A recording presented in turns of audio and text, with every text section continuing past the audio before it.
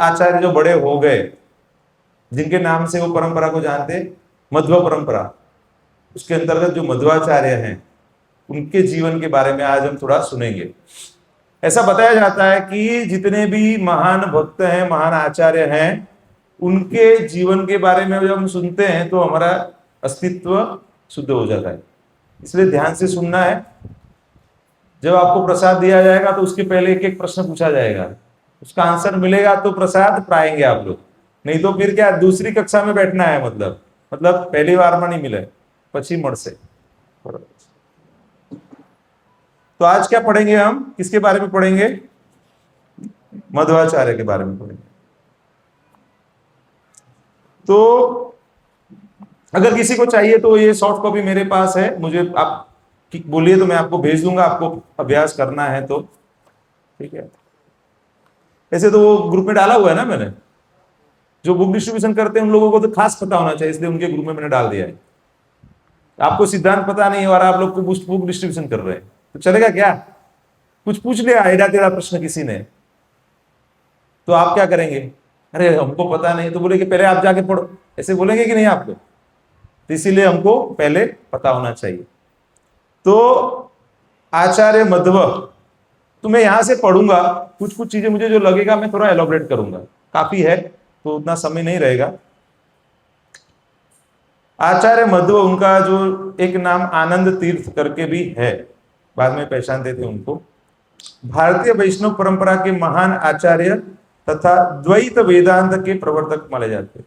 जैसे अद्वैत वेदांत है वैसे द्वैत वेदांत है। जिस प्रकार रामानुजाचार्य ने विशिष्ट अद्वैत वेदांत का प्रचार किया, उसी प्रकार मध्वाचार्य ने द्वैत वेदांत को स्थापित किया। तो इसका थोड़ा पूर्व भूमिका दे देता हूं कि पहले आज से कुछ 2500-2600 साल पहले बौद्ध धर्म था। बौद्ध धर्म की स्थापना इसलिए हुई क्योंकि वेदों के नाम पे लोग पशु बलि करते थे, तो उसको रोकने के लिए भगवान बुद्ध आए, वो भी एक सत्यावीस अवतार है, और उन्होंने नास्तिकवाद यानी कि बौद्धवाद का प्रचार किया कि ये सब वेदों को मैं नहीं मानता हूं, थोड़ा लॉजिक से समझाया और लोगों को वेदों के नाम पे जो गलत कार्य हो रहे थे उससे रोका, और जो नास्तिक लोग थे उनको आकर्षित किया। That was the purpose time being. उसके बाद आदि शंकराचार्य आए और उन्होंने क्या किया, बौद्धवाद को खदेड़ दिया और फिर से वेदों की प्रस्तावना की। कौन सा सिद्धांत दिया? अद्वैत सिद्धांत दिया, ठीक है। लेकिन फिर से वैष्णव सिद्धांत का प्रतिपादन करना था, इसलिए फिर से वैष्णव आचार्य आए, उसके अंदर रामानुजाचार्य आए और उसके बाद में फिर आए मध्वाचार्य। तो उन्होंने और बेहतर तरीके से वैष्णव सिद्धांतों को स्थापित किया। ऐसे कई बार हमको लग सकता है कि वो तो एक है, सब एक ही हो जाता है ना, ऐसे वो तो मूर्ख ही ऐसे बोल सकता है ना कि मोदी भी एक ही है, हवलदार भी एक ही है, कमिश्नर भी एक ही है, ऐसे बोल सकते हैं क्या? सबका तो एक नहीं है ना, अलग अलग है। तो सभी देवी देवता भी एक ही है, सब एक, अंत में तो एक ही होना है, ब्रह्मलीन होना है, तो वो तो मायावाद है। तो हमको पता होना चाहिए कि सिद्धांत क्या है, हम भक्ति क्यों कर रहे हैं, भक्ति का लक्ष्य क्या है। तो इसीलिए ये सब आचार्यों का जो जीवन है और उनकी शिक्षाएं हैं वो बहुत बहुत महत्वपूर्ण हो जाती है। तो उसी प्रकार जैसे रामानुजाचार्य ने क्या दिया, विशिष्ट अद्वैत सिद्धांत दिया, उसी प्रकार मध्वाचार्य ने द्वैत वेदांत की स्थापना की। उन्होंने भगवान विष्णु की सर्वोच्चता, जीव की शाश्वत परतंत्रता, मतलब जीव भगवान के ऊपर आश्रित है, स्वतंत्र नहीं है, तथा भक्ति के महत्व का प्रबल प्रतिपादन किया। मध्व परंपरा उन्हें वायुदेव का तृतीय अवतार मानते हैं। सबसे पहले बड़े अवतार हनुमान जी हो गए, बाद में भीमसेन, और तीसरे कौन हो गए? मध्वाचार्य, ठीक है। तो उतनी ताकत है उनके अंदर कि वो सब कर पाए, सामान्य व्यक्ति नहीं कर सकते हैं। आपको इतना याद रखना चाहिए कि जो महान आचार्य रहते हैं वो हमारे जैसे सामान्य बद्ध जीव नहीं रहते हैं, वो भगवान के बहुत बड़े भक्त रहते हैं, जो आध्यात्मिक जगत से यहाँ पे भगवान जैसे अवतरित होते हैं वैसे यहाँ पे आते हैं और भगवान के कार्य को समाप्त करके वो भगवत धाम वापस चले जाते हैं, वैसे आपको समझना है। तो उनके जीवन में हमको कुछ ऐसा लग सकता है कि हमारे जैसा ही तो जी रहे हैं, लेकिन वो हमारी दृष्टि से हम ऐसे आकलन नहीं करना चाहिए। उनका जन्म 1238 ईस्वी सन में हुआ। मतलब आप समझ लीजिए कि 2026 चल रहा है अभी, तो 800 साल पहले लगभग हुआ उनका जन्म। उडुपी कर्नाटक में हुआ उनका जन्म। उनके पिताजी का नाम था मध्यगेह भट्ट और माता का नाम था वेदवती। बाल्यकाल में उनका नाम था वासुदेव, भगवान का नाम ही उनको दिया गया था। पहले के समय में तो भगवान के नाम या भगवान के भक्तों के नाम ही देते थे, पिंकी टिंकी टिंकी ऐसे कुछ चिंकी नाम नहीं रहते थे उस समय, ऐसे भगवान के नाम रहते थे। अभी मेरे दादाजी का नाम राम भाई, दादी का नाम गंगा बहन, ऐसे ही थे पहले समय में। अभी ऐसे नाम नहीं रखते, शर्म आती, अरे ऐसे नाम पुराने नाम हो गए। लेकिन भक्त अपने बच्चों के नाम रखते भगवान के नाम से। तो बताते हैं कि उनमें असाधारण प्रतिभा थी, विलक्षण स्मरण शक्ति थी, मतलब जो भी पढ़ते थे सब याद रह जाता था। अद्भुत शारीरिक बल था, क्यों? वायुदेव के अवतार है तो ताकत तो रहेगी उनके अंदर। और कम आयु में ही उन्होंने वेद, व्याकरण और शास्त्रों का अध्ययन कर विद्वानों को प्रभावित किया। उस समय पे अद्वैत का बहुत प्रचलन था, मतलब ज्यादातर, अभी भी है। आप भारत में देखेंगे तो अद्वैत का काफी प्रचलन है। आगे का बताते हैं संन्यास ग्रहण। युवावस्था में उनका मन संसार से विरक्त हो गया, क्योंकि उनका उद्देश्य ही क्या था? धर्म की स्थापना करना है। द्वैत सिद्धांत जो है भगवान का, उसको प्रचार करना है। तो वे अपना जीवन भगवान की सेवा और धर्म प्रचार के लिए समर्पित करना चाहते थे। फिर उनके गुरु कौन थे? अच्युत प्रेक्ष। उनके गुरु का नाम क्या था? अच्युत प्रेक्ष। संन्यास नाम उनको प्राप्त हुआ पूर्ण प्रज्ञ। पूर्ण प्रज्ञ मतलब सब कुछ जानने वाले। और बाद में फिर उनको उपाधि मिला आनंद तीर्थ, मतलब ये उनके अलग अलग नाम है। वासुदेव भी उनका बचपन का नाम है, बाद में संन्यास के बाद उनका नाम हो गया पूर्ण प्रज्ञ, और उसके बाद उनको आनंद तीर्थ नाम से भी पहचानते। जैसे प्रभुपाद जी का नाम क्या है? पुराना सबसे पहला नाम अभय था उनका, जब बच्चे थे तब। बाद में अभय चरणारविंद स्वामी, और बाद में प्रभुपाद हो गए। क्योंकि प्रभुपाद का मतलब क्या है? जिन्होंने भगवान का पैर का शरण ले लिया है, और बड़े बड़े लोग उनके पैर की शरण लेते हैं। मतलब कैसे भी अर्थ कर सकते हैं, मतलब बहुत बड़े व्यक्ति है। जो भगवान के बड़े भक्त हैं उनकी शरण में लोग आएंगे ना, किसी और की शरण में तो जाएंगे नहीं। इसलिए उनके गुरु महाराज हैं भक्ति सिद्धांत सरस्वती महाराज, उनको भी प्रभुपाद बोला जाता है। और उनके बाद इन्होंने भी वैसा ही प्रचार कार्य किया, इसलिए उनको ही प्रभुपाद बोला जाता है। प्रसिद्ध नाम क्या है? हम जो जानते हैं मध्वाचार्य। तो हम जो जानते हैं वो नाम क्या है? मध्वाचार्य। उनकी असाधारण बुद्धिमत्ता और शास्त्र ज्ञान के कारण वे शीघ्र ही प्रसिद्ध हो गए। सबसे बड़ा जो उन्होंने कार्य किया वो है द्वैत वेदांत की स्थापना। द्वैत मतलब दो, मतलब भगवान और जीव दो हैं, सामान्य अर्थ ये हो गया। कई लोग क्या बोलते हैं कि अभी शरीर है तब तक दो है, बाद में एक हो जाएगा। तो ये क्या हो गया? अद्वैत, दो नहीं है। हमारा सिद्धांत क्या है? वैष्णव सिद्धांत क्या है? द्वैत मतलब भगवान भी है, जीव भी है, भगवान के साथ जीव का संबंध भी है, और आध्यात्मिक जगत में भी वो दोनों का संबंध रहेगा, एक नहीं हो जाते। समझे आप? बेसिक, एकदम बेसिक में बता रहा हूं। मध्वाचार्य के गुरु अद्वैत वेदांत परंपरा के संबद्ध थे। मतलब पहले के समय में मैं वही बता रहा हूं ना कि ज्यादातर जो गुरु थे या जो भी सन्यासी थे, तो वो ज्यादातर अद्वैतवादी ही थे, ब्रह्मवादी या मायावादी बोल सकते हैं उनको। किंतु मध्वाचार्य शंकराचार्य के मायावाद से संतुष्ट नहीं थे। उनका उद्देश्य ही तो द्वैतवाद को प्रतिपादन करना था। उन्होंने प्रतिपादित किया कि भगवान विष्णु परम सत्य हैं, जीव वास्तविक है, जगत भी वास्तविक है, और जीव और ईश्वर में शाश्वत भेद है। यहां पे भी भेद है, भगवत धाम में चले जाएंगे वहां पे भी भेद है। क्वालिटी सेम है, क्वांटिटी अलग है। जैसे अलग अलग उदाहरण से हम आगे देखेंगे कि कैसे अलग है। यह सिद्धांत आगे चलकर द्वैत वेदांत के नाम से प्रसिद्ध। उन्होंने यात्राएं एवं शास्त्रार्थ किया, मध्वाचार्य ने दक्षिण भारत से उत्तर भारत तक व्यापक यात्राएं की। उन्होंने शास्त्रार्थ किसके साथ किया? अद्वैतवादियों के साथ, जैन विद्वानों के साथ, बौद्ध विद्वानों के साथ और अन्य दार्शनिक संप्रदायों से। उनका केवल विजय प्राप्त करना नहीं बल्कि वैदिक वैष्णव सिद्धांत की स्थापना करना था। समझ रहे हैं आप? तो उन्होंने पूरा जो वैष्णव सिद्धांत, हम जो अभी बैठे हैं ना, उनकी वजह से बैठे हैं। अगर वो नहीं रहते तो हम नहीं रहते। हम भी यही बोलते कि सब तो भ्रमलीन होना है, बस यही बातें करते रहते हम भी, या फिर कुछ नहीं, सब शून्य में चला जाएगा बौद्धवाद की तरफ, या नास्तिक हो जाते थे हम लोग। ऐसा भी होता ना अगर ये आचार्य नहीं रहते थे तो। क्योंकि भगवत गीता को बाकी लोगों ने अपने एंगल से पढ़ाया हुआ है। जो वैष्णव सिद्धांत के हिसाब से अच्छे से जो प्रस्तावना किया, उसके अंदर मध्वाचार्य का बहुत बड़ा योगदान है, रिसेंट आचार्यों में पकड़ेंगे तो।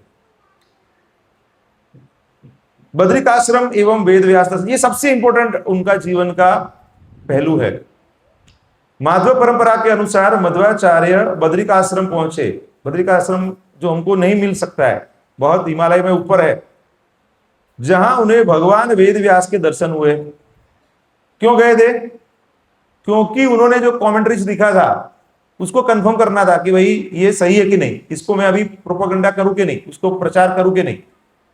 तो भगवान वेद व्यास के पास वो वहां विद्यमान रहे हैं अभी भी, तो वहां पे गए वो, और वेद व्यास जी ने उनके सिद्धांतों का अनुमोदन किया कि ये कंफर्म है, ठीक है, बढ़िया, आगे बढ़ो।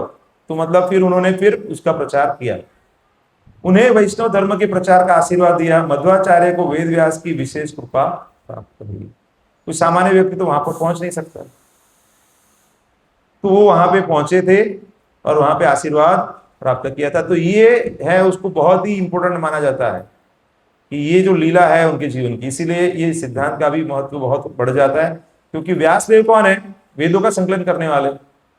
जब उन्होंने बता दिया कि ये सही है, मतलब उसको थप्पा मार दिया, एकदम कंफर्म है कि ये आप प्रचार अच्छे से करो। यह घटना मध्व संप्रदाय में अत्यंत महत्वपूर्ण मानी जाती है।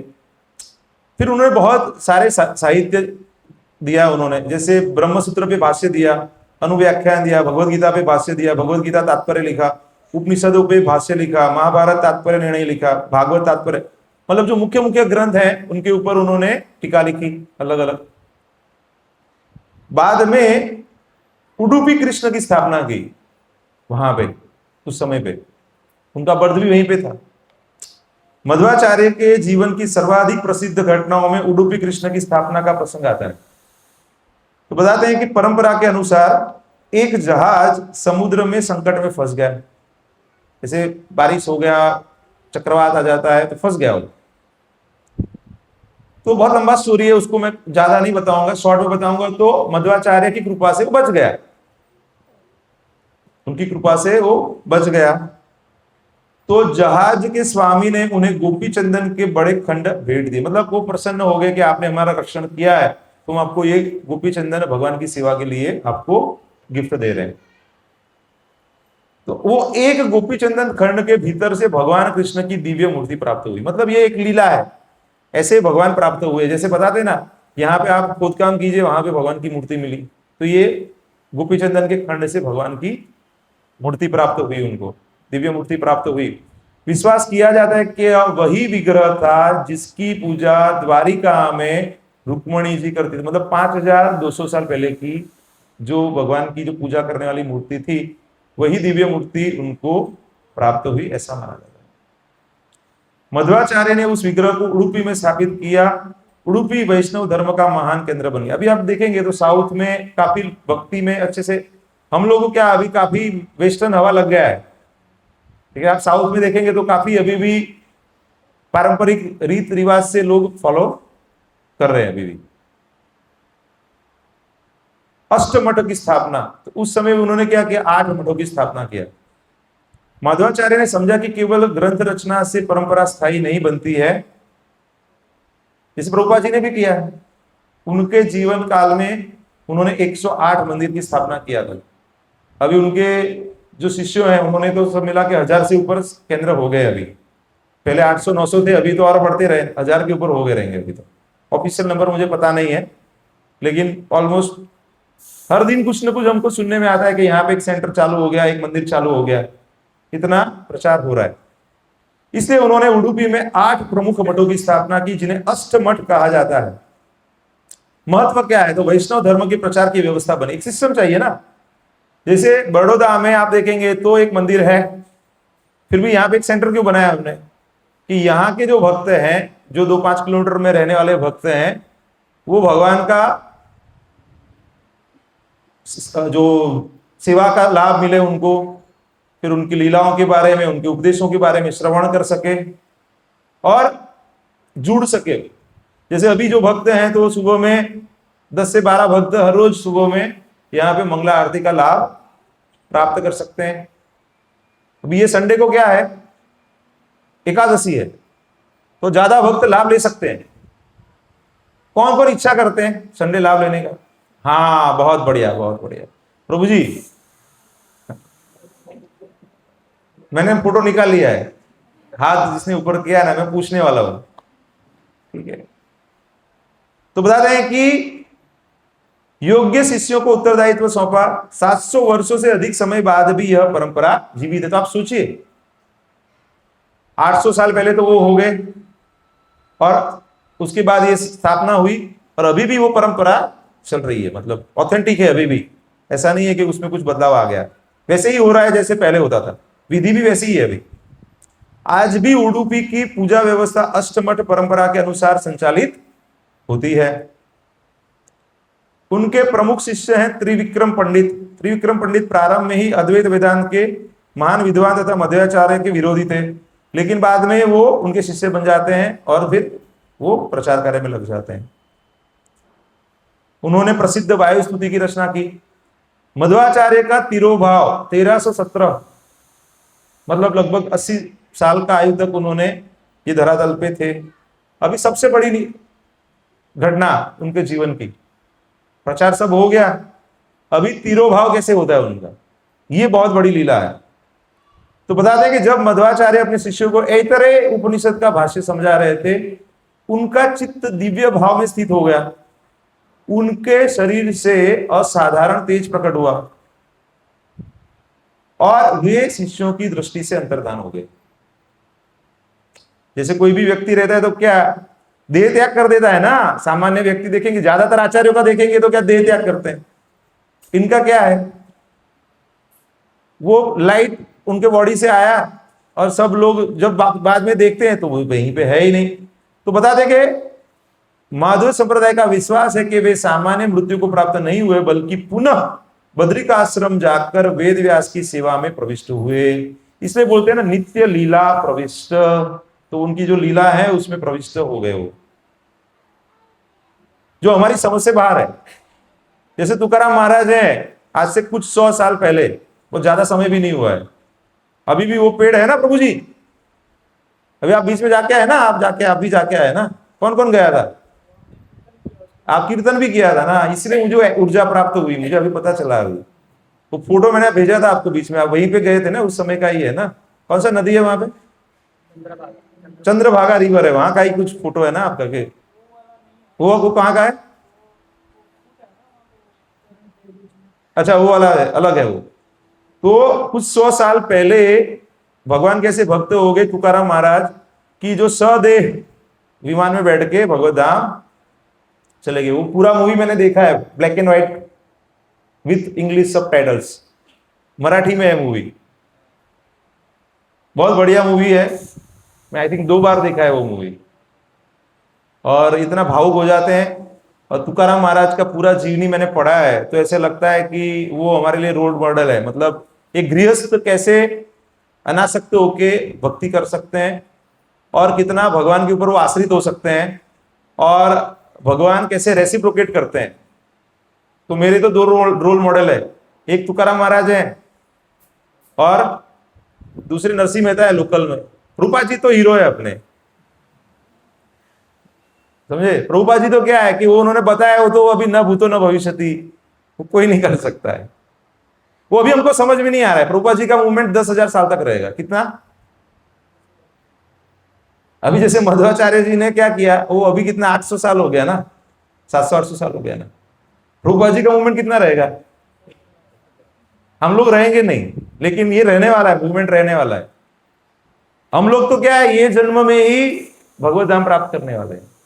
अगर कैपेबल रहेंगे तो फिर से सेवा के लिए भेज सकते हैं, सशक्त रहेंगे वो, उनको भेज सकते हैं। और जो थोड़ा सा मतलब लगेगा कि ये जाके फंस जाएगा, तो उसको बोले ठीक है अभी भगवत धाम में रहो, फिर तुम वहां पे मत जाओ, तुम तकलीफ करोगे। तो बताते हैं कि ये लीला बहुत इंपॉर्टेंट है उनकी, तिरोभाव उनका। आचार्य मध्व की मुख्य शिक्षा है भगवान विष्णु सर्वोच्च परम सत्य। मेरे पीछे बोले, भगवान विष्णु सर्वोच्च परम सत्य है।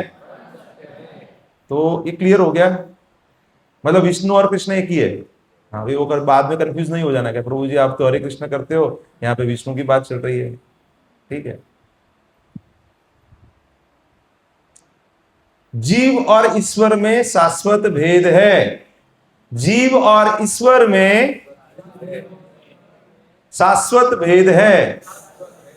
इंपॉर्टेंट है ना ये, समझ में नहीं आ रहा है तो लिख लेना है। ठीक है, नहीं तो ये लेक्चर होगा, इसको फिर से सुन के नोट्स बनाना है। ठीक है।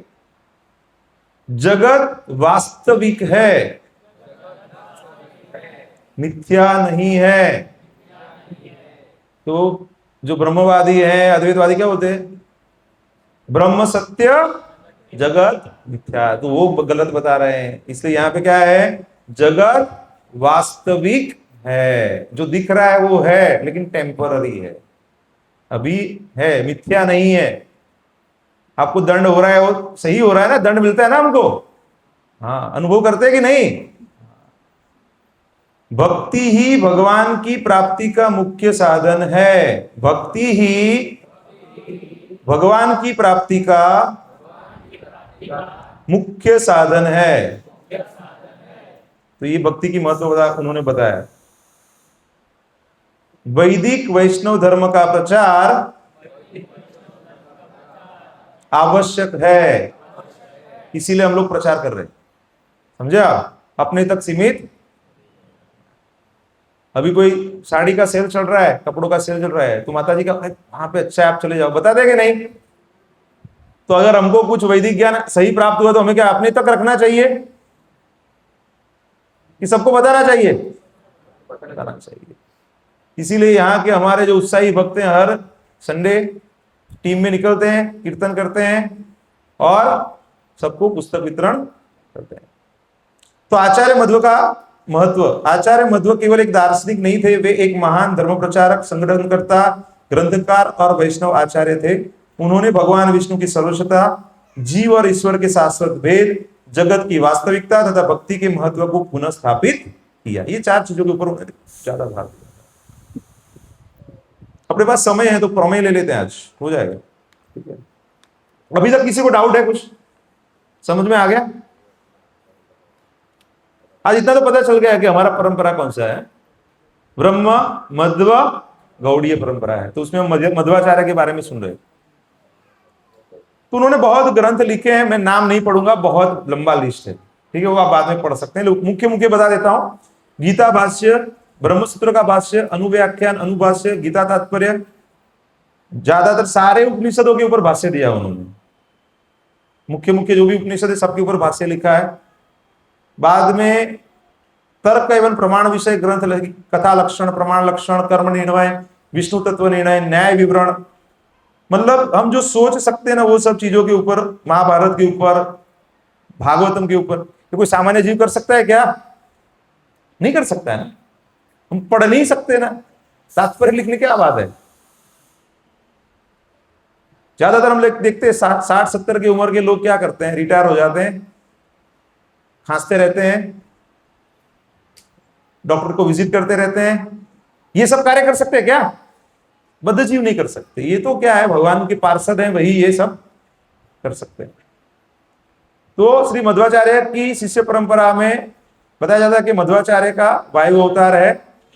उन्होंने के पश्चात जो शिष्य परंपरा है, उन्होंने सबने क्या किया, विष्णु विरोधी मतों का खंडन किया, मायावाद का निराकरण किया, शुद्ध द्वैत दर्शन का प्रचार किया, अनेक ग्रंथों की रचना की। तो उनके तिरोभाव के बाद भी शिष्य परंपरा के आचार्यों ने भी भगवान विष्णु की सर्वोच्चता का प्रचार किया। ये बहुत इंपॉर्टेंट है। जीवेर स्वरूप होय तो हम भगवान के दास हैं, तो हम भगवान किसके समान नहीं हो सकते।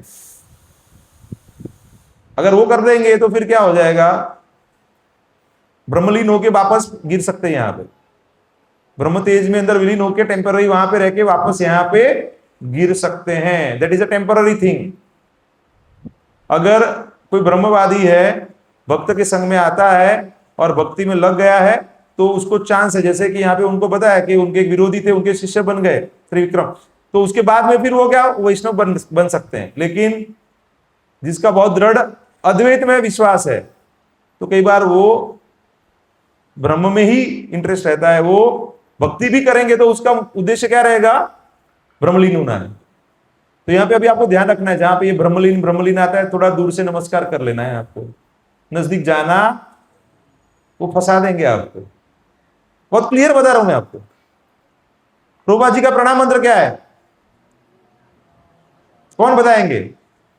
नमो विष्णुपादाय कृष्ण प्रेष्ठाय भूतले श्रीमते भक्ति वेदांत स्वामी निति नामिने। उसके बाद नमस्ते सारस्वते देवे गौरवाणी प्रचारिणे। अभी मेन पार्ट चालू हुआ है उनका। अभी निर्विशेष शून्यवादी पाश्चात्य देश तारिणे, ये सब बोलते रहते हैं हम लोग, लेकिन उनका उद्देश्य क्या है, वो मिशन स्टेटमेंट है उनके प्रणाम मंत्र में है।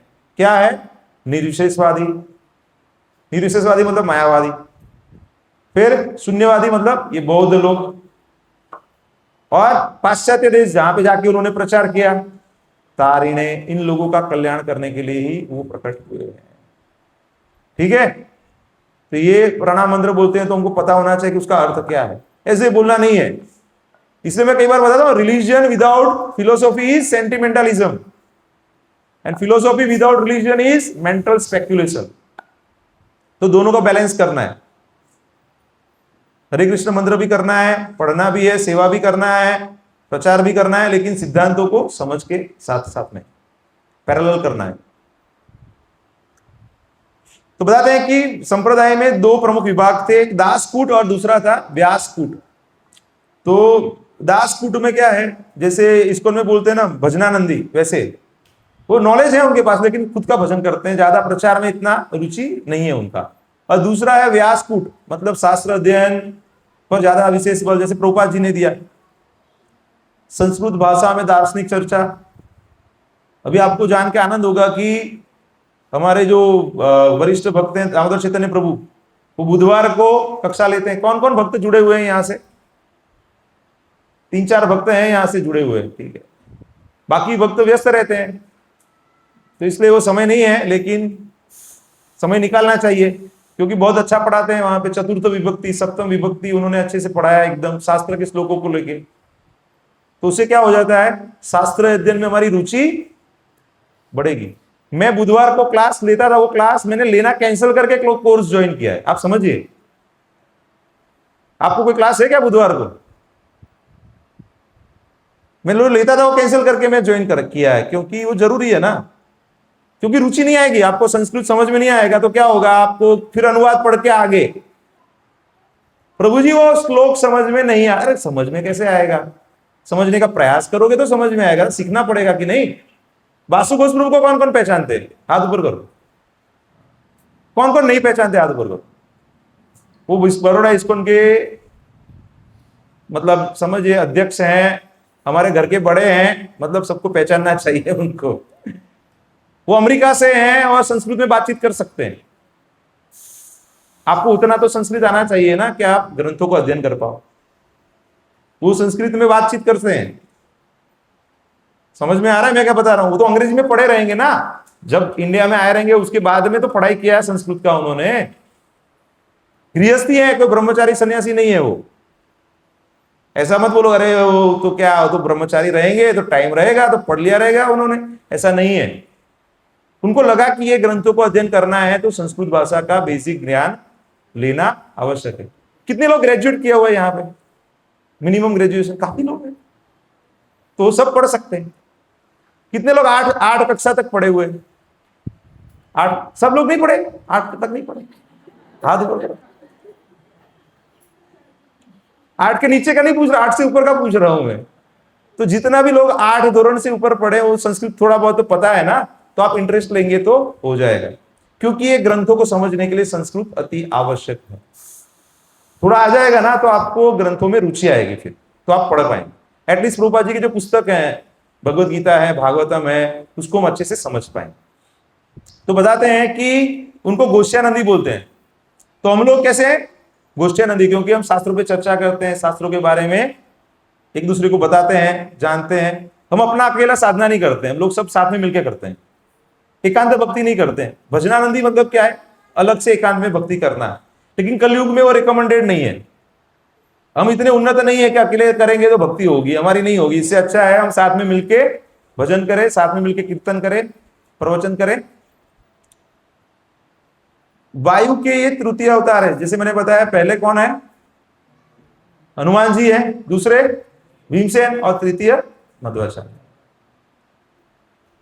तो बताते हैं त्रेता युग में हनुमान जी हो गए, द्वापर युग में भीमसेन जी हो गए, कलयुग में कौन हो गए? मध्वाचार्य हो गए। अभी मैं आपको उन्होंने जो दिया हुआ है वो नव प्रमेय बताए हुए, उसके ऊपर मैं थोड़ा थोड़ा 2-2 मिनट बात कर लूंगा, ठीक है? प्रमेय का मतलब क्या है? कुछ सिद्धांत को हमको उसको समझाना है सरल रूप से, फिर साबित करना है। पढ़ते थे ना प्रमेय, उसको इंग्लिश में क्या बोलते हैं? थियरम क्या बोलते हैं?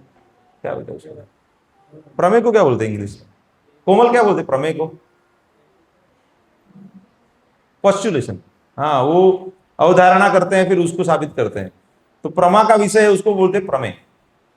तो ये एक पुस्तक हमने पढ़ा था जय दामोदर प्रभु का ऑनलाइन में, उसके अंदर ये नव प्रमेय के ऊपर प्रमेय रत्नावली करके पुस्तक है, वो मैंने पढ़ा था ऑनलाइन में।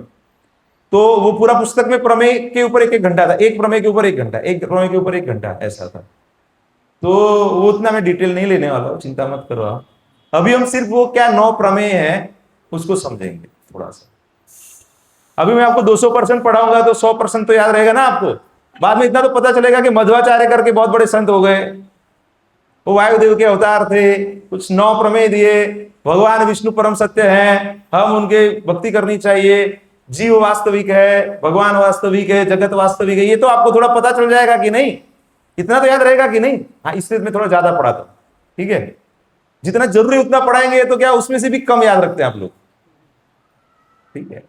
पुणे में अच्छा सिस्टम था, एग्जाम सिस्टम रहता था, हर एक चीज कोर्स रहता था। तो इसलिए क्या करते थे, सब लोग नोट पेन लेके आते थे, लिखते थे, और उसका मूल्यांकन भी होता था, सबमिट भी होता था। तो यहां पे बताया कि मध्वाचार्य के 9 प्रमेय हैं। तो 9 मूल सिद्धांत का संक्षिप्त सार बताया है एक श्लोक में। तो बताते हैं कि श्रीपाद बलदेव विद्याभूषण प्रभु जी ने स्वरचित प्रमेय रत्नावली नामक ग्रंथ में प्रमेय समूह के उद्देश्य से निम्नलिखित श्लोक की रचना की है। तो उन्होंने क्या बताया कि भगवान विष्णु ही परम तत्व है। दूसरा बताया है भगवान विष्णु ही समस्त वेदों द्वारा जानने योग्य, वेदेश्च सर्वे अहमेव वेद्यो, बताते ना भगवान भगवत गीता में। यह जगत सत्य है, जीव भगवान विष्णु से भिन्न है, सभी जीव भगवान हरि के चरणों के सेवक हैं, जीवों में बद्ध और मुक्त अवस्था के अनुसार तारतम्य मतलब ऊपर नीचे क्रम रहता है। भगवान विष्णु के चरण कमलों की प्राप्ति ही जीव की मुक्ति है। भगवान विष्णु का शुद्ध भजन ही मुक्ति का एकमात्र साधन है। और 9वां प्रत्यक्ष, अनुमान और वेद, यानी ये 3 प्रमाण, जो मुख्य 10 प्रमाण है उसमें से ये 3 प्रमाण के बारे में उन्होंने बताया। तो इसको मैं थोड़ा सा इलाबोरेट करूंगा आपके लिए। तो सबसे पहला क्या है? भगवान विष्णु परम, विष्णु परमः। तो भगवान विष्णु ही परम तत्व है। तो सिद्धांत क्या है कि भगवान विष्णु ही सर्वश्रेष्ठ, सर्वशक्तिमान और स्वतंत्र परमेश्वर हैं, बाकी जो सभी देवी देवता हैं उनके अंतर्गत हैं। तो देवी देवता उनके अंतर्गत है तो हम भी अंतर्गत ही होंगे ना, हम तो जीवात्मा है ना, तो उनके अंतर्गत ही हो गए। देवी देवता भी हमसे बड़े हैं, ऊपर हैं, शुद्ध है, कई कुछ मिक्स है। तो मुख्य बिंदु क्या है कि वे समस्त देवताओं के अधिपति हैं। भगवान भगवत गीता में भी बताते हैं ना भगवत गीता के 5वें अध्याय के 29वें श्लोक में बताते हैं, भोक्तारम एकतपुषाम सर्वलोक महेश्वरम शुद्धम सर्वभूतानां ज्ञात्वा शांति मुच्यते। मैं ही भोगता हूं। तो भगवान भोक्ता कब बोल सकते हैं? जब वो ओनर रहेंगे, प्रोप्राइटर रहेंगे, तभी बोल सकते हैं ना। कोई तो भोग कर सकते हैं ना। तो ये सब जो दिख रहा है नहीं दिख रहा है वो सब भगवान के नियंत्रण में है। ब्रह्मा शिव इंद्र आदि उनके अधीन है। वे जगत के सृष्टा पालक और नियंता है, तो वो उनके अंतर्गत ही है। शास्त्रीय प्रमाण तो बताते हैं भगवत गीता 7.7 मत्तः परतरम नान्यत किंचित अस्ति धनंजय। तो भगवान बताते हैं कि सभी भगवान के ऊपर आश्रित है। वो एग्जाम्पल आता है ना, वो धागे के अंदर मोती पिरोए हुए है, तो क्या है, धागा दिखता नहीं है हमको, मोती दिखते हैं ना। अभी जैसे ये हार दिख रहा है, धागा दिख रहा है, लेकिन धागा नहीं है तो ये सब रहेगा क्या? तो वैसे ही अगर भगवान का एनर्जी निकालेंगे यहां से तो सब क्या हो जाएगा, 0-0 हो जाएगा सब। जैसे सुपर सोल है, भगवान का एक्सपेंशन ही है। शिवदक्षाई विष्णु का वो एक्सपेंशन है, वो भगवान का ही। तो वो हमारे हृदय में परमात्मा के रूप में है। वो निकल जाएंगे तो हम यहाँ पे कोई अस्तित्व नहीं रहेगा, हमको भी निकलना पड़ेगा यहाँ से। तो बताते हैं कि सभी तत्वों में भगवान विष्णु ही सर्वोच्च है। मैं अभी नेक्स्ट क्लास में आपको ये पूछूंगा कि 9 प्रमेय कौन कौन से। आपको क्या करना है, लिख के लाना है, फिर देख के बता देना है। ठीक है, ओपन बुक। इतना भी निष्ठुर नहीं हूं कि मैं आपको ऐसे फेल कर दूं। आप एटलीस्ट उसी बहाने एक बार लिख के तो आ जाओगे आप। तो जी वो उसमें शेयर कर देना आप, ये अपना बड़े वाले ग्रुप में। नहीं तो बोलेंगे हमको पता कहां से चलेगा, एक कारण दे देंगे वो अपना। तो जो एब्सेंट रहेंगे उनको मैं नेक्स्ट टाइम भी पूछ लूंगा, चिंता मत करो आप। कुछ लोग बोलते हैं आएंगे ही नहीं प्रभु हम। बता दें अखिलम आमनाय वैद्य, समस्त वेदों द्वारा केवल विष्णु ही ज्ञेय है। दूसरा, तो जो पूरा जो ज्ञान है उसका उद्देश्य भगवान को जानना है, भगवान विष्णु को जानना ही है। वेद उपनिषद पुराण और समस्त वैदिक साहित्य का अंतिम लक्ष्य भगवान विष्णु का ज्ञान है। प्रमाण क्या है, वेदेश सर्वे अहमेव वेद्य, गीता में बताया। निष्कर्ष क्या है, सभी शास्त्र अंततः भगवान की ओर ही ले जाते हैं। जैसे कुछ शास्त्र हैं वो सकाम कर्म है, लेकिन अंततोगत्वा वो धीरे धीरे धीरे धीरे करके लास्ट में क्या, वो यज्ञ करवा के भी बताते हैं कि ये सब यज्ञ किसके लिए करना है, यज्ञ का अधिपति कौन है, विष्णु है, तो विष्णु के लिए करना है, विष्णवे नमः। ऐसे तीसरा बताए विश्वम सत्यम, विश्व सत्य है, जगत सत्य है। सिद्धांत, यह संसार मिथ्या नहीं बल्कि वास्तविक है। अभी किसी को मारते तो दर्द होता है कि नहीं? अरे नहीं, वो तो ऐसे ही मिथ्या है, दर्द नहीं हो रहा है। ऐसे होता है कि दर्द होता है? होता है। मुख्य बिंदु, जगत भगवान की शक्ति से प्रकट हुआ है, परिवर्तनशील होने पर भी यह असत्य नहीं है, मतलब वो बदलता रहता है। अभी हमारे सामने दृश्य जगत है ना, जब ये दृश्य नहीं रहेगा तो भगवान के शरीर में चला जाएगा, लेकिन रहेगा कहीं तो रहेगा वो। समझे आप? आपके सामने नहीं उसका मतलब है कि वो नहीं है। सूर्य जैसे अभी आप देखेंगे तो अभी नहीं दिख रहा है ना, लेकिन सूर्य का अस्तित्व है कि नहीं? कहीं तो है ना, वो हमारी आंखों से दूर है। मुख्य बिंदु यही है कि परिवर्तनशील होने पर भी यह असत्य नहीं है। ईश्वर की सृष्टि होने के कारण इसका वास्तविक अस्तित्व है। तो उसको वास्तविक है, जगत वास्तविक है, जीव वास्तविक है, भगवान वास्तविक है। भगवान विष्णु परम और सर्वोच्च सत्य है। निष्कर्ष, जगत को भ्रम या कल्पना नहीं माना जा सकता। तो अद्वैतवाद क्या बताता है? ब्रह्म सत्य, जगत, लेकिन हमको क्या पता है अभी? जगत वास्तविक है। ठीक है, वो पैरालॉजिक से बता रहा हूं कि आपको पता होना चाहिए कि ऐसा कुछ सुनो तो दूर रहो। अभी कोई नया बच्चा है जिसको इलेक्ट्रिक का पता नहीं है, वो वायर को टच कर लेगा तो करंट लग जाएगा कि नहीं? अभी जो इलेक्ट्रिशियन है वायर के पास जाएगा तो प्रॉब्लम नहीं है ना। जब तक शास्त्र अच्छे से पढ़ नहीं लिए तब तक किसी के साथ शास्त्र वो वाद मत करो, आप थोड़ा दूर रहो उनसे, आप बचे रहोगे, फंस जाओगे, नहीं तो आर्गुमेंट में मत जाओ। ठीक है, भेद,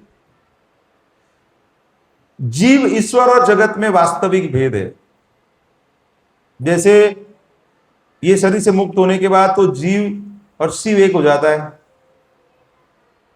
आत्मा सो परमात्मा, ऐसा से बहुत सुना हुआ है ना हमने कहीं ना कहीं। तो तो ये सब भूल धारणाएं है, क्योंकि अद्वैत सिद्धांत के आधार पे ही ये सब भूल धारणाएं हैं। तो यहां पे क्या बताया है कि भेद कोई भ्रम नहीं है, बल्कि शाश्वत सत्य है। फर्क है तो है, भगवान भगवान है, जीव जीव है। मध्वाचार्य ने पंचभेद का सिद्धांत प्रतिपादित किया। पंचभेद मतलब 5 प्रकार के भेद क्या क्या है। तो ईश्वर और जीव में भेद, तो मतलब भगवान और जीव सदा भिन्न है। जैसे कृष्ण अलग है, अर्जुन अलग है। भगवान तो 4वें अध्याय में अर्जुन बोलते हैं कि भाई भगवान ये तो सूर्य दे तो पहले के हो गए, आपको कैसे पता है? बोले कि मैं पहले का हूं, तुम भी पहले को, तुम भूल जाते हो, मैं नहीं भूलता हूं। तो ये डिफरेंस है।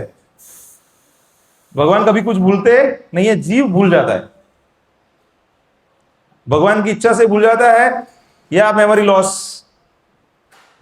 भगवान को बता देना भगवत गीता में 15वें अध्याय में कि भगवान क्या करते हैं, याद भी भगवान ही करवाते हैं, भुलवाते भी भगवान ही है। भगवान की कृपा से ही भूलते हैं ना। भूलना अच्छी बात है कि बुरी बात है, आप बताइए। मुझे लग रहा है अच्छी बात है, आप हाथ ऊपर कीजिए। भूलना अच्छी बात है कि नहीं तो हम लोग साथ ही नहीं रह पाएंगे। अगर पति पत्नी में कुछ बातचीत हो गई, नोक झोंक हो गई, और उसको याद रह गया बहुत दिल में, तो साथ में रह सकते हैं क्या? बच्चे को हमने कुछ बोल दिया, बच्चे भूल जाते तुरंत, इसलिए वापस आते हैं। जैसे अभी बच्चे आ गए वापस, वो मम्मी डांटेगी, कुछ भी बोलेगी तो भी वो क्या भूल जाते हैं। तो भगवान क्या करते हैं, कुछ चीजें भुला देते हैं हमको। अभी पूर्व जन्म का अभी याद रहेगा तो दुखी हो जाएंगे ना, कैसे मृत्यु होगा, कुछ गलत तरीके से मृत्यु हुआ है हमारा, और जिसके साथ थे वही लोग वापस मिले हमको। अभी एक भक्त मुझे पूछ रहे थे, अरे मेरे साथ ऐसा क्यों हो रहा है? मैंने बोला कि वो जान के ज्यादा दुखी हो जाओगे, क्योंकि हमारे कुछ पूर्व कर्म रहते हैं, उसकी वजह से हमको और तकलीफें मिल रही है ना। और जिसको तकलीफ दी थी वो अभी तकलीफ दे रहे हो, ऐसा भी बन सकता है ना। और हमको लगता है कि ये ऐसा क्यों कर, अरे वो तो हिसाब क्लियर हो रहा है, अभी चिंता मत करो, आप टेंशन मत लो, धीरे धीरे खत्म हो जाएगा। भक्ति में लगे रहो, उसको भी भक्ति में लगाओ, तो उसका भी खत्म हो जाएगा, आपका भी खत्म हो जाएगा। तो बताते हैं ईश्वर कौन है, भगवान, और अर्जुन जीव है। तो दोनों में भेद है। ईश्वर और जड़ में भेद है, मतलब भगवान में और जड़ तत्व में भेद है। जैसे भगवान और भौतिक जगत में भी भेद है। जीव और जीव में भी भेद है। जैसे अर्जुन अलग है, भीम अलग है, दोनों का स्वभाव अलग है, दोनों को सेवा करने का तरीका अलग है। दोनों भगवान के भक्त ही हैं, लेकिन दोनों अलग है। जीव और जड़ में भेद है। जैसे मनुष्य और पत्थर अलग अलग है, तो भेद है। जड़ और जड़ में भी भेद है। जैसे जल अलग है तत्व, अग्नि अलग तत्व है, दोनों जड़ है लेकिन अलग अलग तत्व है। तो वैसे अलग अलग भेद है। 5 प्रकार के भेद है। सबसे पहला भेद क्या है, ईश्वर और जीव में भेद है। बाद में जीव और जीव में भेद है। तीसरा है जीव और जड़ में भेद है। फिर जड़ और जड़ में भेद है। और बताया कि ईश्वर और जड़ में भेद है। ठीक है, तो ये 5 प्रकार के भेद बताया। आगे बताया कि निष्कर्ष, तो ईश्वर, जीव और जगत के मध्य भेद शाश्वत एवं वास्तविक है। ये पहले से हैं और रहेंगे। ऐसा नहीं है कि कभी समय पे रहेंगे बाद में नहीं रहेगा, ऐसा नहीं है। अभी कुछ 2 दिन पहले एक मायावादी आए थे, वहां में हमारे, मैं रहता हूं वहां पे वासना भाईली एरिया में एक काशी मठ करके वैष्णव मंदिर है, तो वहां पे ये सेवा देते हैं। तो मुझे लगा ये वैष्णव रहेंगे, तो फिर कुछ दिखाने के लिए आए थे, उनका रिपोर्ट डायबिटीज का, तो वो सब देखा मैंने। फिर कुछ भक्ति की बातें हुई, राधे राधे बोलते तो हैं वो, लेकिन फिर बोले तो मैं तो मेडिटेशन करता हूं, फिर वो ये वो, मतलब बाद में तो सब एक ही है। मतलब अभी 62 की एज हुई है। मैंने बोला कि आपको नहीं लगता कि आपको अभी 1+ लेना चाहिए, लेकिन ये मतलब वो क्लियर ही नहीं है कि उनको क्या करना है। समझ रहे हैं? सुबह 4 बजे उठ जाते हैं, ऐसा नहीं है, वो डिसिप्लिन में है, सुबह में उठ के ध्यान करते हैं, लेकिन अभी भी उतना ही बिजनेस में इंटरेस्ट। अभी से वो अनासक्त नहीं हो पाए, क्योंकि भगवान की भक्ति अभी तक प्राप्त नहीं कर पाए। मंदिर में भी सेवा देते हैं, लेकिन सिद्धांत क्या है उनका, एक होना है। अंत में तो सब एक है। अगर वैसे लोग आपके साथ बैठ जाएंगे तो आपको तो एक कर देंगे। अभी मुझे सिद्धांत पता है, इसलिए मैं बच सकता हूं। समझ में आया मैं क्या बता रहा हूं? यहाँ पे ये उनका बिजनेस। मकरपुरा में मैंने उनको यहाँ पे बुलाया नहीं है अभी नहीं तो आप लोगों को एक कर देंगे वो सब। तो बताते हैं कि निष्कर्ष क्या है कि पांचवा बताते हैं हरिचरण जूसह, सभी जीव भगवान हरि के सेवक हैं। जीवेर स्वरूप हो बोलते हैं ना, भगवान के दास है, नित्य दास है। तो जीव का वास्तविक स्वरूप भगवान की सेवा करना है। उदाहरण हनुमान जी किसके सेवक है? भगवान श्री राम के नित्य सेवक है। उद्धव जी भगवान श्री कृष्ण के सेवक है। नारद जी भगवान विष्णु के सेवक है। मतलब भगवान के, वो ऐसा नहीं है कि वो फिर उनका स्वरूप बदल जाता है, सेवा करते ही है। ऐसा नहीं कि वो फिर वो विष्णु बन जाते हैं। सेवा करते करते करते वो उन्नत हो गए, ध्यान में चले गए और फिर क्या है वो विष्णु ही बन गए, ऐसा नहीं करते। निष्कर्ष जीव का सनातन धर्म भगवान की सेवा है। तेसाम तारतम्यम, मतलब जीवों में ऊपर नीचे रहता है। सभी जीव समान स्तर के नहीं है। योग्यता में भेद है, शक्ति में भेद है, आध्यात्मिक स्थिति में भी भेद है। जैसे हम यहाँ पे सब हैं तो सबका स्तर अलग अलग है, कोई ऊपर नीचे हो सकता है। ऐसा नहीं है कि जो 16 माला कर रहा है उन्नत है। कई बार ऐसा रहता है, कोई नए भक्त हैं वो 2-4 महीने में आगे चले जाते हैं, उनका कचरा कम है, हमारा ज्यादा रहता है तो ज्यादा साल लगते हैं। तो मैंने देखा है, अभी मैं 20-25 साल से भक्ति में हूं, मेरा स्लो प्रगति हो रहा है। और काफी भक्तों को मैंने देखा है कि जुड़े हैं, 2 साल में दीक्षा हो गई, 4 साल में वो टेम्पल ज्वाइन कर लिया, 8 साल के अंदर तो फुल टाइम सेवा दे रहे हैं। क्यों? तो पहले का भार कम लेके आए, हम लोग ज्यादा लेके आए तो ज्यादा समय लगेगा। सावणी बता रहे, फिर ऊपर से हरे कृष्णा मंत्र ज्यादा करना पड़ेगा। आपका अगर कम है तो अच्छा है, मेरा ज्यादा है तो ज्यादा समय लगेगा। तो आपका कितना है आपको पता ही रहेगा ना सबको। टू दी एक्सटेंट जितना जड़ चीजों में आसक्ति है उतना ज्यादा है। तो मुझे समझ में आता है कि मेरा अभी काफी जड़ चीजों में आसक्ति है।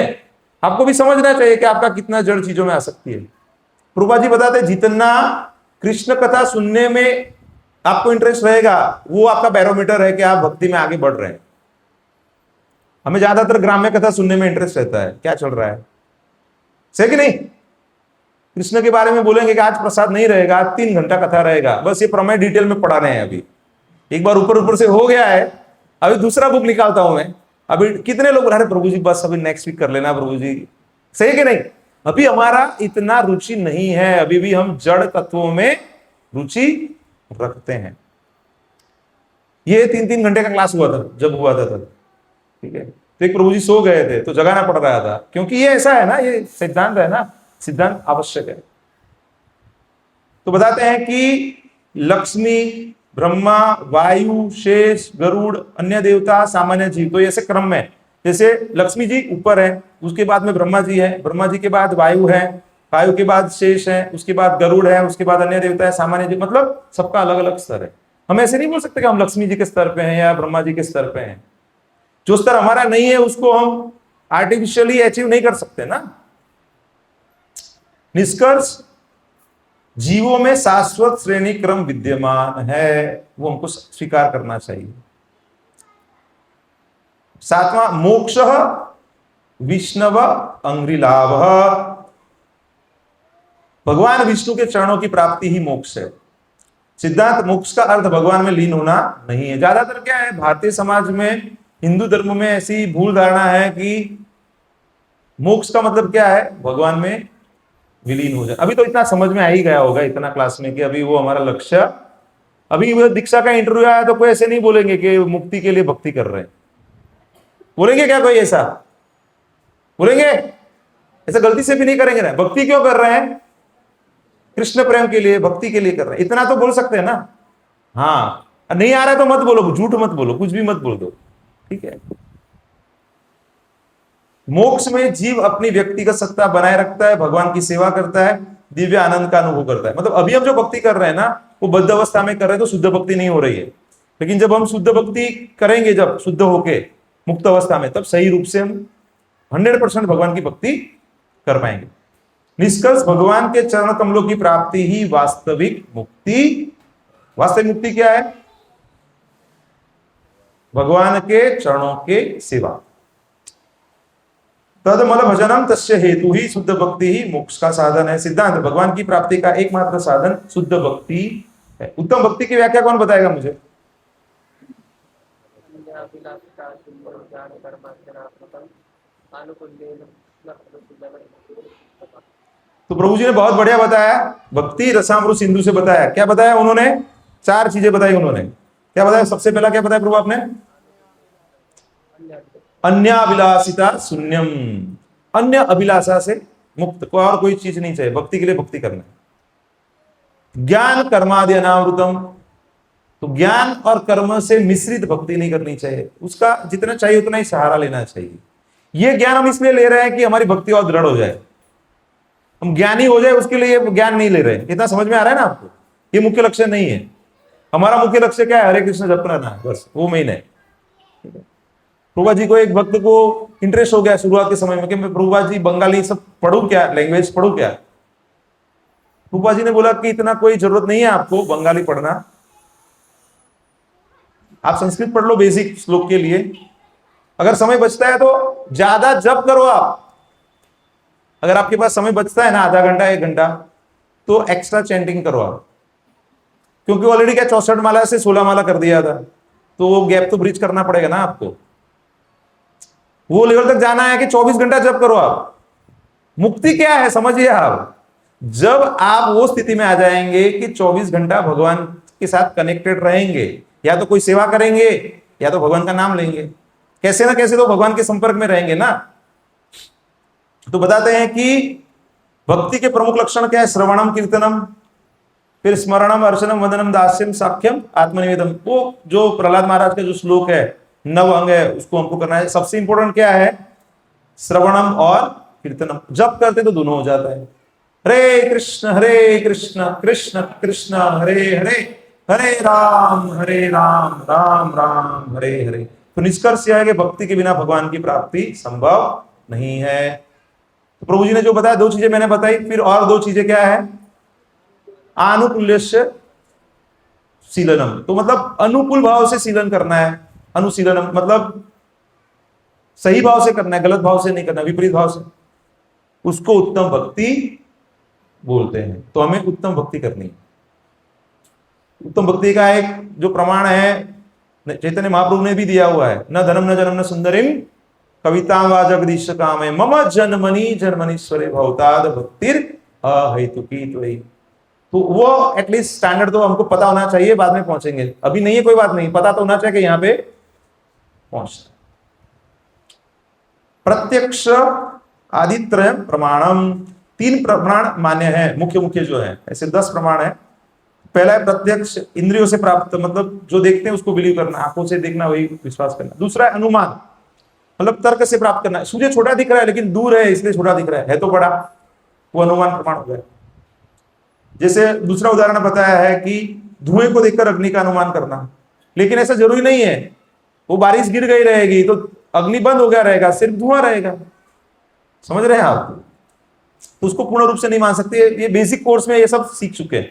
तीसरा क्या है? शब्द प्रमाण या वेद प्रमाण, तो शास्त्र और गुरु से प्राप्त करना, वही ज्ञान, मतलब वेद, उपनिषद, भगवद गीता। तो निष्कर्ष क्या है? सत्य की स्थापना प्रत्यक्ष, अनुमान और शब्द, इन 3 प्रमाणों से होती है। सर्वोच्च प्रमाण क्या है? शास्त्र प्रमाण यानी कि वेद प्रमाण। तो फिर से मैं एक बार प्रमेय का सार बता देता हूं आपको। सबसे पहला है विष्णु ही परम तत्व है। दूसरा है विष्णु ही समस्त वेदों द्वारा ज्ञेय है, जानने योग्य है। जगत सत्य है। पहला क्या हो गया? 2 भगवान के बारे में हो गया। भगवान परम तत्व है, भगवान वेदों से जानने योग्य है। तीसरा क्या हो गया? जगत सत्य है। एक भगवान का हो गया, दूसरा जगत का हो गया, 3 हो गया। चौथा भेद जो है वो वास्तविक है। पंच भेद जो बताया ना, भगवान का जीव का, भगवान का जड़ का, जीव का, जीव जड़ का, जड़ जड़ का, तो ये जो 5 प्रकार के भेद है। फिर जीव कौन है? भगवान के सेवक हैं। जीवों में भी तारतम्य है, ऊपर नीचे, जैसे लक्ष्मी जी हैं, ब्रह्मा जी हैं, और बाद में फिर अलग अलग तारतम्य है। विष्णु चरण प्राप्ति ही मोक्ष है। विष्णु चरण प्राप्ति कैसे करनी है? भक्ति से करनी, शुद्ध भक्ति से। और प्रमाण क्या है? प्रत्यक्ष, अनुमान और शब्द। तो ये 9 आप समझिए। इसके ऊपर भी हमारे जो वैष्णव आचार्य है उन्होंने पूरी पुस्तकें लिखी हुई है। तो हमसे इतना आग्रह करते, इतना तो पता होना चाहिए ना। क्रक्स तो पता होना चाहिए कि नहीं? बेसिक तो पता होना चाहिए ना। अभी समझो आप पूरा वो एप्पल उगाए नहीं, कोई बात नहीं है, एप्पल तोड़ने ना जाए कोई बात नहीं है, एप्पल को काट के ना खाए ठीक है ना, अभी जूस तो पी लो। अभी जूस भी नहीं पियोगे तो कोई फायदा नहीं है। तो एप्पल अपनी जगह पे रहेगा, आप अपनी जगह पे रहोगे। तो आज इतना ही रखते हैं, 8:30 बज गए। किसी को जो आज हमने पढ़ा है उसके अंतर्गत कुछ पूछना है तो पूछे। हाँ बोलिए। मतलब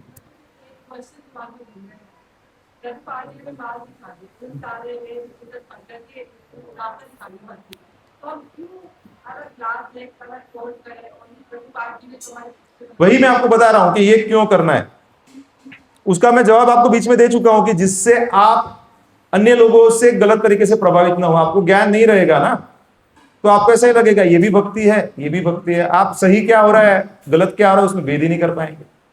जैसे मैं नया नया था तो मैं भगवत गीता पढ़ता था, माला करता था, लेकिन मुझे कुछ समझ में नहीं, मैं कहीं पे जाके भी सुन लेता था मैं, तो गलत धारणाएं भी आ जाएगी ना आपके अंदर। तो जैसे अपना बच्चा है तो आप बताते हो ना बेटा ये करना है ये नहीं करना है, क्यों बताते हो आप? उसका रक्षण करने के लिए बताते हो ना। तो बस मुझे आपका रक्षण करना है, कृपा जी को आपका रक्षण करना है, इसीलिए मेरी जिम्मेदारी है कि मैं आपको ये बताऊं। कलयुग के जीव है, मंद बुद्धि है, मंद भाग्य है, लेकिन प्रभुपाद जी की कृपा है, प्रयास करेंगे तो ये समझ पाएंगे। इतना तो समझ में आ गया ना कि कुछ द्वैत रहता है कुछ अद्वैत रहता है। तो हम द्वैत सिद्धांत को मान रहे हैं। हमारे आचार्य कौन है, उन्होंने कितनी मेहनत की है इसको स्थापित करने के लिए। तो उसको पढ़ना और सुनेंगे ना, चलो याद नहीं रहा तो ठीक है, उम्र वाले हैं तो याद नहीं रह सकता, 60 65 70 हो गया तो याद नहीं रहे जो, लेकिन जो यंग है, जैसे आप लोग सब यंग है अभी 30 40 50, कोई इतना बड़ा उम्र नहीं हो गया ना, तो आप तो समझने का प्रयास कर सकते हो ना। आप एग्जाम के लिए पढ़ते थे कि नहीं सब कॉलेज में? वो कुछ काम में आ रहा है अभी? फिर भी पढ़ते थे ना, ये काम में आएगा, आपको गलत रास्ते पे जाने से रोकेगा।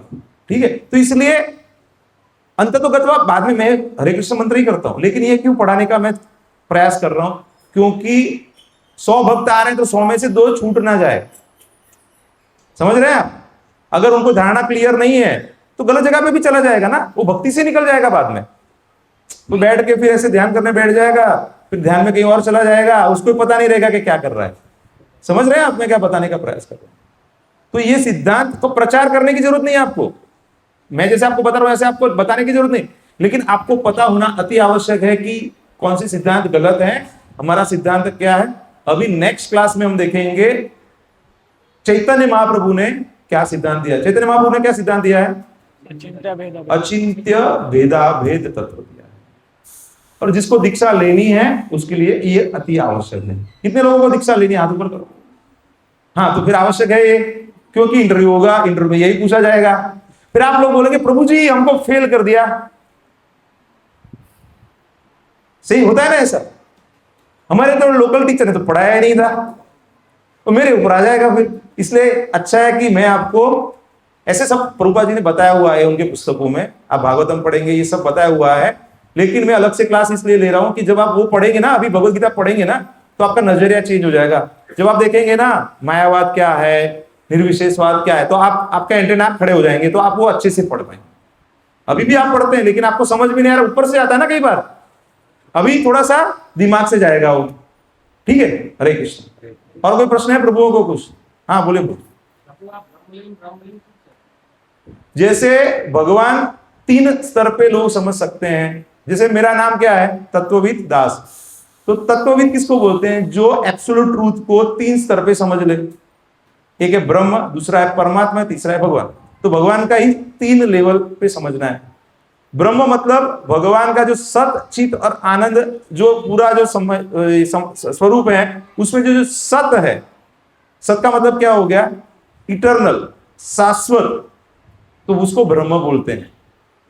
दैट रिप्रेजेंट ओनली, ब्रह्म ही उतना रिप्रेजेंट करता है। उसके बाद जो दूसरा पहलू है भगवान का, वो है परमात्मा। उसमें सत और चित, चित मतलब ज्ञान, नॉलेज, वो दोनों पहलू आ जाते हैं। और आनंद, उसमें क्या आ जाता है? तीनों आ जाते हैं भगवान।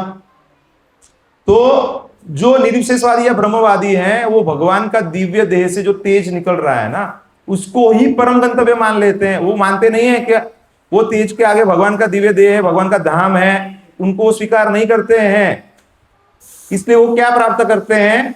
ब्रह्म तेज को प्राप्त करते हैं। तो जो असुर हैं, अभी आप समझे, दूसरा मुख्य कारण मैं बता रहा हूं, जो असुर हैं वो भी ब्रह्म तेज को प्राप्त करते हैं, क्योंकि वो भगवान का स्वरूप का द्वेष करते हैं। दैट इज अनदर रीजन कि हमें ये सब समझना जरूरी है। तो असुरों को भी वो प्राप्त है, तो क्या आप वही चीज प्राप्त करना चाहोगे कि जो असुरों को प्राप्त है? तो ब्रह्मलीन होना मतलब क्या हो गया? जो भगवान जिसको मार देते हैं ना, जो असुर है ना, उनको अंदर अपने तेज में विलीन कर देते हैं, उनको भी मुक्ति मिलती है। तो वो ऐसी मुक्ति है जहां पे अगर वो स्थित नहीं हुआ तो वहां से भौतिक जगत में वो वापस गिर जाएगा। तो वो भी क्या बाबा बन जाएगा, सेवा करेगा, बूढ़ों के लिए आश्रम बनाएगा, अनाथों के लिए आश्रम बनाएगा, दर्दियों के लिए कुछ सेवा का करेंगे। वो भगवान की डायरेक्ट सेवा नहीं करेंगे। समझे आप? ऐसे उदाहरण है आपके आसपास में, तो वो जाके वापस आ सकते हैं। तो वो ब्रह्मलीन वाला हो गया। दूसरा क्या है कि जो योगी रहेंगे ना, वो अपने हृदय में परमात्मा का ध्यान करते हैं। तो कई बार फिर वो भक्तों के संपर्क में आ जाते हैं ना, तो भक्त भी बन सकते हैं। लेकिन चांसेस बहुत कम है, थोड़ा डिफिकल्ट है, क्योंकि वो प्रोसेस में इतने वो इन्वॉल्व हो जाते हैं ना, उनको ऐसे लगता है कि भक्त के निचले वाले लेवल पे हैं, तो उनका वो सुनते नहीं है ज्यादा। लेकिन प्रभुपाद जी ने क्या बताया कि आप सरल रहिए, भगवान का नाम लीजिए, नाम के अंदर ही सब कुछ है। नाम के अंदर ही क्या है? भगवान का स्वरूप भी आ जाएगा, लीला भी आ जाएगा, धाम भी आ जाएगा, सबका अनुभव करेंगे। इसलिए हमें शुद्ध नाम के लिए प्रयास करना है। हरि नाम हरि नाम हरि नाम एव केवलम, कलो नास्ति एव नास्ति एव नास्ति गतिरन्यथा। तो कलयुग में और कोई उपाय नहीं है, नहीं है, नहीं है। सही है ना? और कुछ है उपाय? ठीक है, तो ब्रह्मलीन होना है आपको। वो तो असुरों को भी प्राप्त है। ठीक है, तो वो हमारा लक्ष्य नहीं है। हमारा लक्ष्य क्या है? भगवान के चरण कमलों की सेवा करना। हमको तो भगवत धाम भी नहीं जाना है। भगवान को जहां पे रखना है वहां पे रखे। भगवान को लगे कि भाई यहाँ पे जरूरत है इसकी प्रचार के लिए, तो मकरपुरा में छोड़ दे। उनको लगे अमेरिका में जरूरत है, अमेरिका छोड़ दे। उनको लगे भगवत धाम आ जाओ, तो भगवत धाम। समझ में आ रहा है आपको? तो ये उन्नत स्तर पे हमको बताया। बाकी का बाद में पूछ सकते हैं। हरे कृष्ण। अनाउंसमेंट।